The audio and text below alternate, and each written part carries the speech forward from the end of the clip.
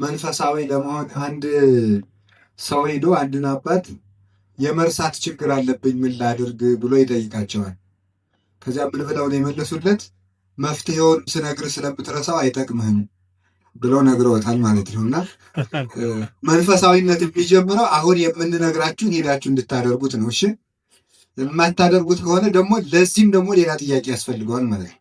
ስለዚህ ባለፈው ካልተመለስን ቅዳሜ ዕለት የተማርኩት ምን ለማድረግ ደግሞ ምን ላድርግ የሚል ደግሞ ሌላ ጉባኤ ያስፈልገናል ማለት ነው። ስለዚህ የሰማነውን ሄደን አሁን እንድናደርግ ነው። መንፈሳዊነት ማለት ሲጀመር መንፈስ ማለት ነው። መንፈስ ማለት ረቂቅ የማይጨበጥ ማለት ነው። ረቂቅ የማይጨበጥ ስውር የሆነ መንፈስ ይባላል። ያው ነፋስም መንፈስ ይባላል፣ ሰይጣንም ይባላል፣ እግዚአብሔርም መንፈስ ይባላል። እግዚአብሔር መንፈስ ይባላል። መንፈሳዊ ህይወት ማለት እግዚአብሔራዊ ህይወት ማለት ነው። እግዚአብሔራዊ ህይወት ያ ማለት ማለት ነው ሰው መሆን ማለት ነው። ስለዚህ ሰው መንፈሳዊ ለመሆን ራሱን ማግኘት ነው የሚጠበቅበት ማለት ነው። ራሱን ማግኘት ባህሪውን ማስማማት ይጠበቅበታል ማለት ነው። ባህሪውን ማስማማት መንፈሳዊነት ማለት እግዚአብሔር መንፈስ ነው። እስመ እግዚአብሔር መንፈስ ውእቱ እግዚአብሔር መንፈስ ነውና ይላል ዮሐንስ 4 ላይ። እግዚአብሔር መንፈስ ከሆነ እግዚአብሔርን የሚመስሉ መንፈሳውያን ይባላል። እግዚአብሔርን መምሰል ደግሞ ማለት ሰው መጀመሪያ የተፈጠረበት መልኩ ነው። ስለዚህ የዱሮ መልካችን መፈለግ፣ ለጥበብ ፈጥሮናል፣ ጥበብን መፈለግ፣ ለህይወት ፈጥሮናል፣ የህይወት ስራ መስራት፣ ለብርሃን ፈጥሮናል፣ የጨለማን ስራ መጥራት፣ እንዲህ ያለውን ነገር በሙሉ ስንመኝ መልክ ይባላልና ስለዚህ ውስጥና ውጭን ማስማማት፣ ማገናኘት፣ ማዋሃድ ማለት ነው። ስሜታዊነትን መግራት፣ ፈቲውን መንቀል። ሰው እንግዲህ ትምህርት ይማራል። ትምህርት ይማርና በትምህርቱ መንፈሱን ይገራል። መንፈሱ ስሜቱን ይገጣል ማለት ነው። በዚህ መሰረት ነው ክርስትናው የሚያርግለት። ትምህርቱን ይማራዋል። የተማረው ትምህርት ነፍሱን ይገራታል። ነፍስ እንዳትበላሽ፣ ስጋ እንዳትለቀልቃት። ነፍስ ስትገራ ደግሞ ስሜትን ትገራለች። ካልሆነ ግን ሰው ያየውን ሁሉ የሚወድ የሰማውን ሁሉ የሚያምን ብርሃንና ጨለማ የተቀላቀለበት መልካሙን ክፉ የሚል ክፉውን መልካም የሚል እኔ አላውቅም በትክክል እንጂ እንግዲህ ድመት ስታይ ድመት አይኗ ጥቁር ስለሆነ ሁሉንም ነገር ጥቁር አድርገህ ነው የምታየው ይባላል። ፀሐይንም ስታይ ጥቁር አድርገህ፣ ግን ፀሐይ ጥቁር ስለሆነ ሳይሆን የድመት አይን ነው እንደዚህ ያደረገው ማለት ነው። ግን በሳይንስ አላረጋገጥኩትም፣ ወሬ ነው የሰማሁት። ለማንኛውም እንደምትታማውም ቢሆን ባናረጋግጠውም እንደምትታማም ቢሆን ሰው የሰው ልጅ በጎና ክፉ መለየት ማቃት አንዱ ችግር ነው የሰው ልጅ። ለዚህ መድኃኒቱ ምንድን ነው? ሁልጊዜ መማር። ቅዱሳን ሊቃውንት ምንድን ነው የሚሉት? ከድንጋይ የሚጸና ነገር የለም፣ ግን አንዲት ጠብታ ውሃ ሳታቋርጥ ከወረደችበት ያንቺ ጠብታ ውሃ አንድ ቀን ማጎድጎዱ አይቀርም ብሎ ነው የሚናገረው።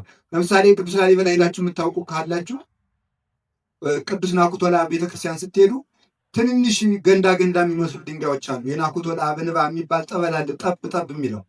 እነዚያ ጠበሎች የሚያርፉበት ገንዳ ነገሮች ድንጋዮች ጎልጉለው አልተፈጠሩም፣ ግን አንዲቱ ጠብታ ውሃ በጣም ብዙ ውሃ የሚቋጥር ገንዳ እንዲሆን አጎድጉደዋለች ማለት ነው። ከውሃ የበለጠ ደካማም የለም፣ ከአለት የተበለጠ ጠንካራም ቢሆን የለም። ልክ ያንተ ልብ ቢከፋ ከአለት ሊደነድን አይችልም። የእግዚአብሔር ቃል ደግሞ ደካማው ውሃ ጠንካራውን አለት ከሰበረው ኃያሉ የእግዚአብሔር ቃል ልቤን አይሰብረውም አትበል። ስለዚህ ቃለ እግዚአብሔርን ሲሰሙ አልቀየርም ብሎ መወሰን አንዱ ችግር። ሁልጊዜ መስማት፣ ባንቀየርም ሁልጊዜ እንስማ። አንድ ቀን ልባችን ይሰበራል። ቃለ እግዚአብሔር ያለቀልቆ ለገዳም ነው የሚለው ቅዱስ ዳዊት። የእግዚአብሔር ቃል በረሃውንና ተራራውን ያናውጣል። እንደ ተራራ እንደ በረሃ የነደደውን ኃጢአት ያቃጠለውን ልቡና ጠለ ሕይወት እግዚአብሔርን ጠለ ምሕረት ወልደ እግዚአብሔርን ያፈስበታል። ስማ ሰማይ ወአጽምዕ ምድር ወይረድ ከመጠል ነቢበ ጠለ ምሕረት ወልደ እግዚአብሔር ይወርዳል። ያን ጊዜ በበረሃ የተቃጠለው በኃጢአት ሐሩር የነደደው የሰው ልብ በእግዚአብሔር ቃል ይርሳል። እሾሃችን በቃሉ ይለበለባል፣ ይቃጠላል፣ ይነዳል። ንጹሕ በመሆን የሚቻለው ከመስማት ነው። ማመን ከመስማት ነው፣ መስማትም የእግዚአብሔርን ቃል ነው። ስለዚህ ሁልጊዜ መስማት፣ በምንሰማው ትምህርት ደግሞ ነፍስ፣ ከዚያ ደግሞ ስሜታችን ይገራል ማለት ነው። እነዚህ ስናደርግ መንፈሳዊ መሆን ይቻልናል። ሌላው መንፈሳዊ መሆን የሚባለው ምንድን ነው? የሰው ልጅ በሚኖርበት ጊዜ ፍቅር ሊኖረው ይገባል። ፍቅር ያለው ሰው መንፈሳዊ መሆን ይችላል። መንፈሳዊነት ማለት መጸለይ፣ መስገድ፣ መጾም ከሆነ ለምን አልጸልይም? ፍቅር ስለሚጎለን። ጥያቄ እንጠይቃቸው። አሁን ይህን ስለምታውቁት አዎ ፍቅር ስለሌለኝ ነው ብላችሁ ልትደመድሙ ትችላላችሁ። ለምሳሌ አንድ ሰው በጣም የሚወዳችሁ ሰው ቀጠሮ ይቀጥራችኋል። 10 ሰዓት ላይ ልንነጋገር እፈልጋለሁ ቢላችሁ እንዴት እየናፈቃችሁ ትሄዳላችሁ? ግን ከጠዋቱ 12 ሰዓት ላይ ኪዳናና በኪዳን ጸሎት እኔ ያናግርሃለሁ ብሎ እግዚአብሔር ቀጥሮልን የዚያን ጊዜ ልዑል እግዚአብሔር ኃያላን መላእክት ክንፋቸውን ፊታቸውን በክንፍ ሸፍነው ሊያዩት የማይቻላቸው እግዚአብሔር ከወራዶች ከኛ ጋር ሊነጋገር መምጣቱን ብናውቅ ግን ጸሎት የምናቋርጥ ይመስላችኋል? የምንበላው ስጋ የክርስቶስ ሕይወትን የሚያድል መሆኑ ቢገባን ከቁርባን ወደኋላ እንል ነበረ? ስለዚህ ተመልከቱ፣ ፍቅር ስለሌለን እስቲ እግዚአብሔርን ማናገር የሚፈልግ አሁን እግዚአብሔር በዚህ አንድ ከተማ ጦርና እዚያ ክፍለ ከተማ ላይ እግዚአብሔር አለ ብትባሉ የማይሄድ እስቲ እጁን ያወጣል አለ። ስለዚህ ተመልከቱ፣ እንኳን እግዚአብሔር ተገለጠ ተብላችሁ ፀጉሩን የጎነጎነ ባይታዊ ባያችሁበት ሁሉ ስትሮጡ ነው የምትሉት። እሱ ብቻ አይደለም፣ በኢንተርኔት ድምፅ ለመስማት እንኳን ስንፋጠን የምንውለው የሚወደንን እንሸሸዋለን፣ የሚያጠፋንን እንከተላለን። መሰረታዊ ችግራችን እሱ ነው።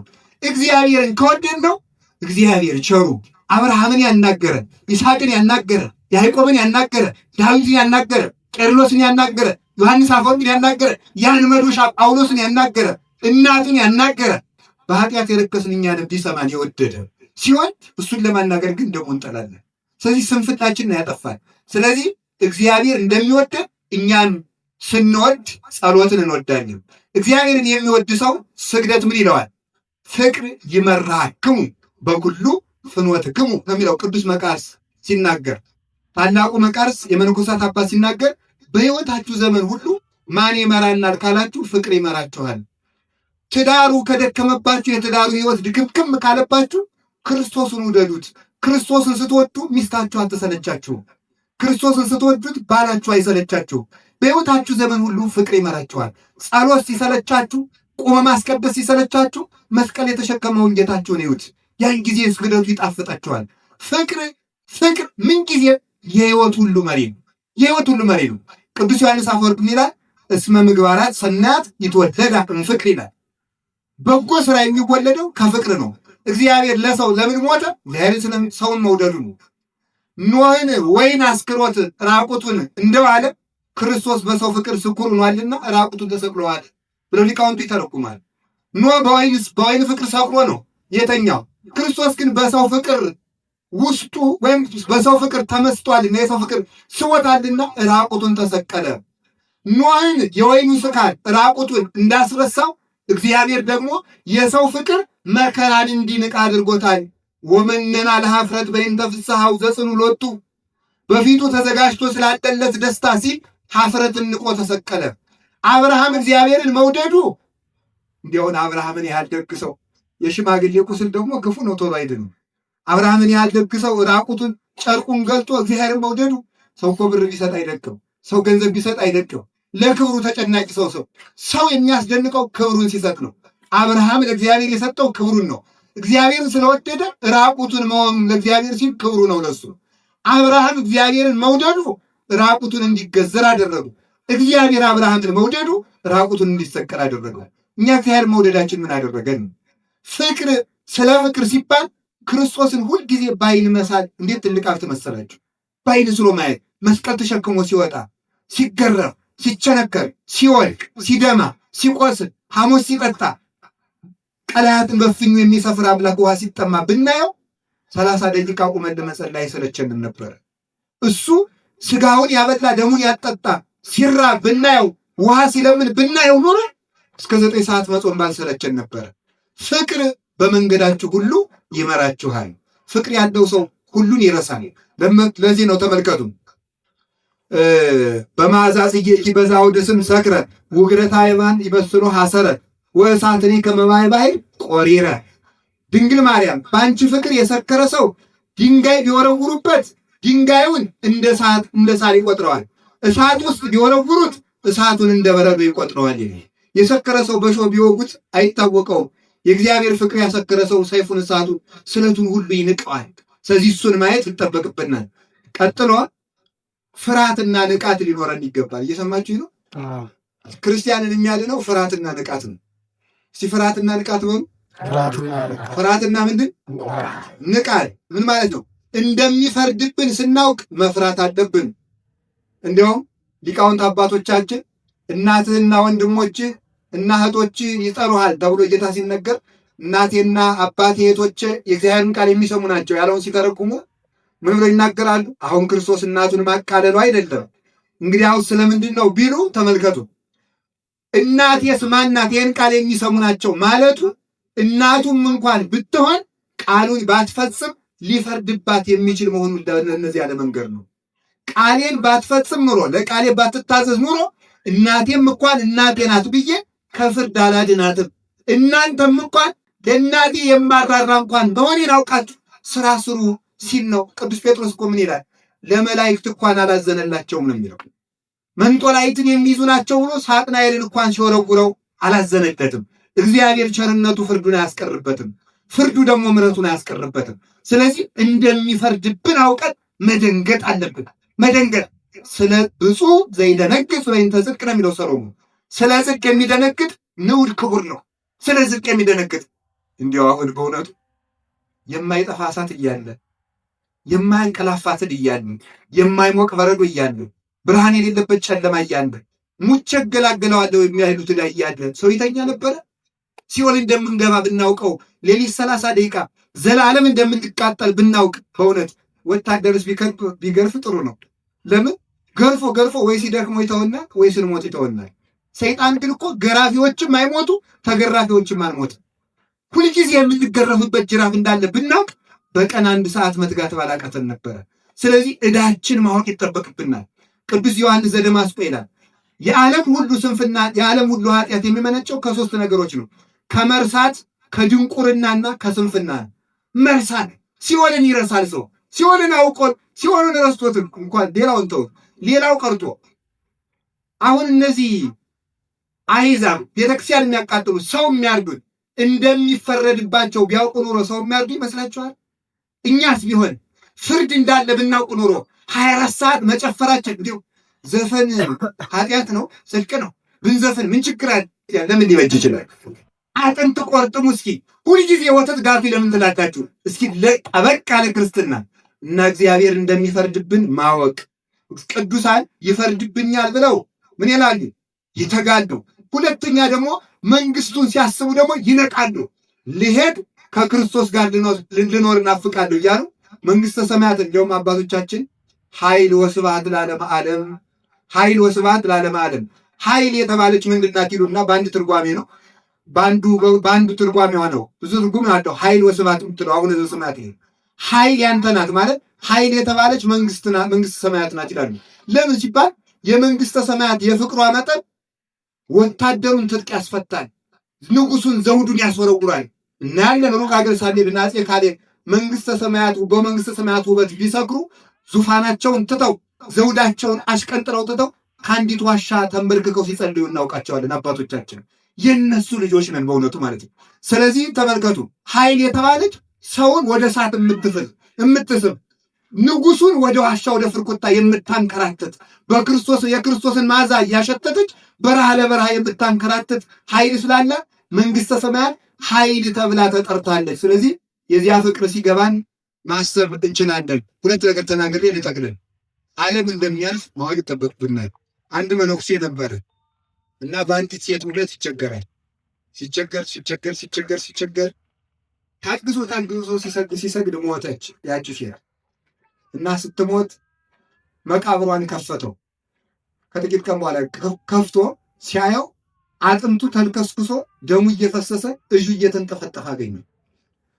በመጎናጸፊያው በእንደዚህ ያለው በመደረቢያው ፎጣ ሄደና የሚንጠፈጠፈውን እጅ እንደዚህ አድርጎ ቀውቶ አመጣና ካፍንጫው ላይ ያደረገው። አንተ እርኩስ ወራዳ፣ ክብርህን ልታጣለት የነበረው ውበት ይኸው እንደዚህ ሆነ አለው ለራሱ። ክብርህን ልታጣለት የነበረው ውበት ይኸው ዛሬ በትልነት የተለወጠ፣ በመከርፋት የተለወጠ፣ በጥፋት የተለወጠ፣ በመከስከስ የተለወጠው አጥንት ተጋጥሞ ስታየው ግን መንግስተ ሰማያትን ሊያስጥልህ ነበራል። ያንን እያሰበ ከዚያ በኋላ ፍትወት ከዝሙታው ከልቡናው ተነቅሎ ጠፋለት ይላል። ስለዚህ ሰው የዓለምን ከንቱነት ካወቀ መንፈሳዊ መሆን ይችላል ማለት ነው። በመጨረሻ የምናገራት ምንድን ነው? አርአያነት ነው። አርአያነት በሉ። አርአያነት። እሺ ጅራት ታውቃላችሁ?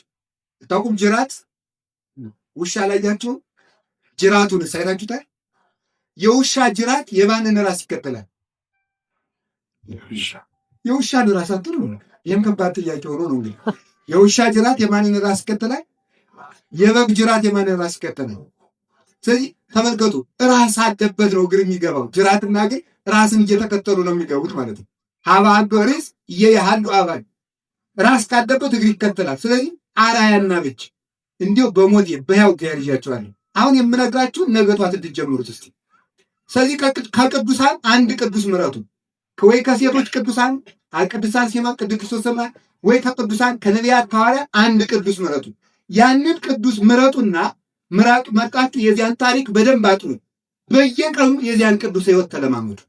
እሺ በቃ ለዚህ ማማናል። ስለዚህ ነገ ጧት ሄዳችሁ እንድታደርጉ አንድ ቅዱስ ምረጡ። የዚያን ቅዱስ አንደኛ አክብደን እናየዋለን። ደግሞ አቡነ ገብረ መንፈስ ቅዱስን ቢመርጥ አንድ ሰው 40 ጊዜ በቀን ይጸልይ ይሆን አይሆንም? አቅሜን አውቄ ሌላ ሰው ልከተል አይባልም። እሳቸው 40 ጊዜ ከጸለዩ አንተ 40 ደቂቃ ጸልይ። እሳቸው 400 ከሰገዱ አንተ 4 ጊዜ ስገድ። ከዚያ በኋላ ወደ 40 ትሄዳለህ። ከዚያ ወደ 400 በየጥቂቱ አንድ ቅዱሳን ያብቱና እኔ ክርስቶስን እንደመስል እናንተ ምን የምሰሩ እንደተባለ የምታዩት እሱን እያያችሁ የምትሮጡት። እናት እኮ ተመልከቱ ምንድን ነው የምታደርገው?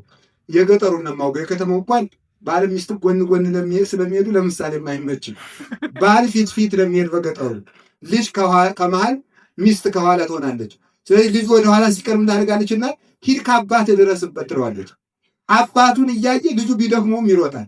ደግሞ ሲደክመው ደግሞ ዳቦ እንድሰጥህ ይባላል። ደግሞ ይሮጣል፣ ደግሞ ይደክመዋል፣ ደግሞ ይሮጣል። እምናየውና ብቻ አሁን እኮ እኛ እኮ የደከመን እንደኔ ያለውን ምስኪን እያያችሁ እኮ ነው። እና አባ ከወደቁማ፣ ሰባኪ ገሌ ከወደቅማ፣ አባ ገሌ እንዲህ ከሆኑማ፣ ዘማሪ ገሌ እንዲህ ከሆነማ፣ እስቲ አይናችሁ ከፍ ብሎ ይመልከት። ከፍ ያሉትን ስንመለከት ከፍ ብለን ማየት እንችላለን ለማለት ፈልጌ ነው። ይህ ልቡና ይስጠን።